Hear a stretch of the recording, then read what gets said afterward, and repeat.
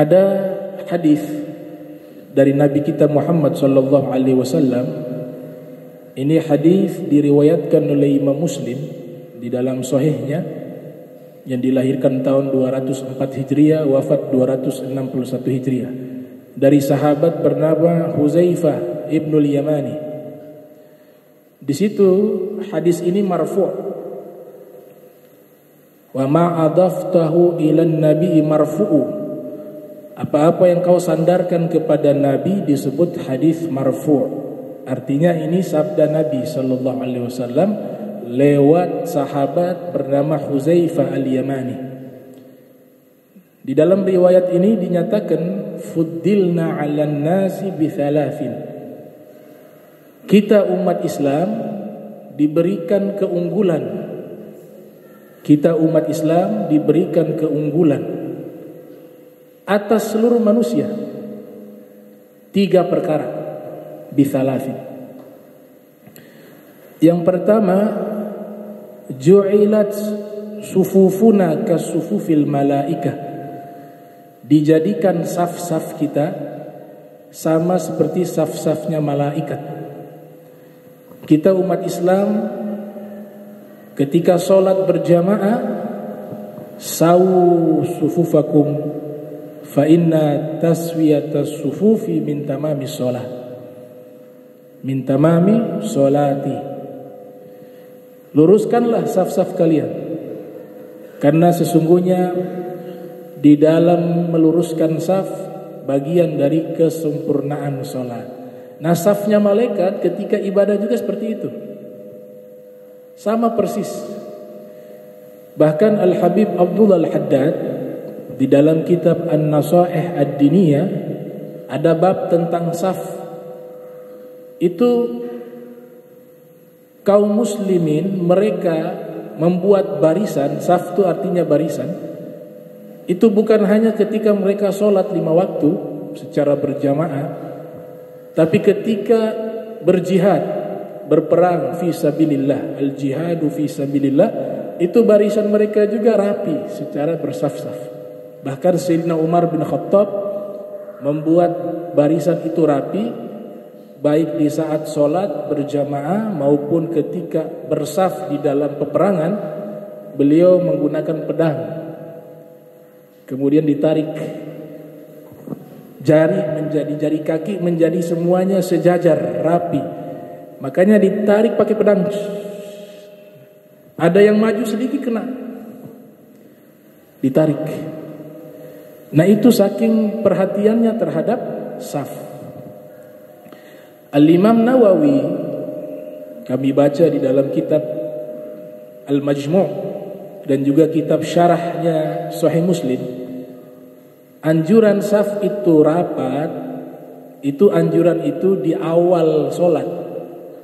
Makanya perintah itu sawu sufufakum, itu kan sebelum mulai sholat. Sunnahnya memang harus rapat. Namun ketika sudah berlangsung sholat, tidak perlu fokus kepada rapatnya saf, tapi fokus di dalam khusyuk. Tapi kalau jika dalam sholat pikiran kita tetap merapatkan saf, maka ya dalam sholat itu yang kita pikirkan hanyalah kakinya orang. Yang kita pikirkan adalah rapat atau tidak rapatnya saf, sehingga dia merusak kekhusyuan sholat tersebut. Makanya Imam Ibnu Rajab Al-Hambali menulis kitab namanya Kitabul Khusyu'. Nama kitabnya apa? Kitabul Khusyu'. Qad aflahal mu'minun alladzina hum fi salatihim khashi'un. Beruntung orang yang sholatnya khusyuk. Di antara cara agar sholat tersebut khusyuk, jangan memikirkan yang lain kecuali hanya berusaha untuk khusyuk, memikirkan kebesaran Allah di dalamnya, dan jangan banyak bergerak. Nabi sallallahu alaihi wasallam masuk ke dalam satu tempat atau masjid. Ketika Nabi masuk ke masjid, ada orang sholat tapi tangannya megang-megang jenggot dalam sholat begini. Apa jawabannya Nabi Muhammad sallallahu alaihi wasallam? Seandainya hatinya khusyuk, maka seluruh anggota tubuhnya tidak akan bergerak. Seluruh anggota tubuhnya pasti khusyuk juga. Nah, tapi kalau sibuk memikirkan rapatnya saf di dalam solat, maka khusyuknya sudah bukan kepada solat, tapi di dalam masalah rapatnya saf, dan itu mengganggu. Jadi diajarkan oleh ulama, saf itu dirapatkan ketika di awal mau solat. Kalau memang berjalannya solat dia tetap rapat, bagus.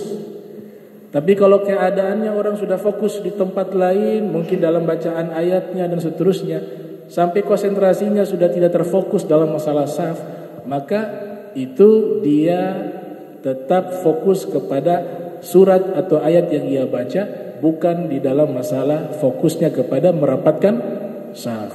Nah, ulama membahas seperti itu. Dan itu kelebihannya umat Nabi Muhammad. Dijadikan saf-saf mereka sama seperti saf-safnya malaikat.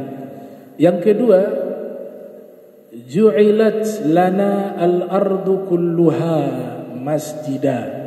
Allah jadikan bumi ini seluruhnya menjadi masjid untuk umat Islam. Di dalam kitab As-Sayyid Muhammad ibn Alwi al-Maliki al-Hasani berjudul Asy-Syaraful Ummatil Muhammadiyah, di situ ada satu bab umat-umat terdahulu. Mereka ketika melaksanakan ibadah wajib, itu harus tempat itu dipilih oleh Allah secara khusus. Jadi kalau mereka ibadah di tempat lain tidak sah, harus di tempat itu saja baru sah. Nah, kita umat Islam selama di tempat itu suci, bisa kita jadikan masjid untuk sholat. Tidak terbatas dimanapun kita berada. Misalnya orang di tengah kota, masjidnya jauh, kantornya besar, ada musallahnya, dia sholat di musalla itu berjamaah, sah. Karena Allah jadikan hamparan bumi ini semuanya masjid. Berbeda dengan umat-umat terdahulu, mereka jika beribadah harus tempat yang khusus, tempat lain tidak bisa. Dan yang ketiga, ju'ilat turbatuhal lana tahura idza lam najid al-ma'a. Dijadikan debu di muka bumi ini menjadi alat suci dan mensucikan. Bukan tahura ai makna suci dan mensucikan. Semua debu suci. Ini khususnya umat Nabi Muhammad sallallahu alaihi wasallam. Syariat-syariat terdahulu tidak ada yang namanya tayamum. Syariat Nabi Musa, syariatnya Nabi Isa, semua para nabi, mereka tidak disyariatkan menggunakan debu, dan tidak ada syariat tayamum. Kalau tidak ada air, tetap harus mencari air sampai dapat. Harus ada air. Kalau wudu itu praktek juga sejak dahulu. Para nabi dahulu juga berwudu. Tapi teknisnya wallahu alam apakah sama atau tidak. Tapi tayamum itu hanya khusus untuk umat Islam. Hanya khusus untuk umat Nabi Muhammad sallallahu alaihi wasallam.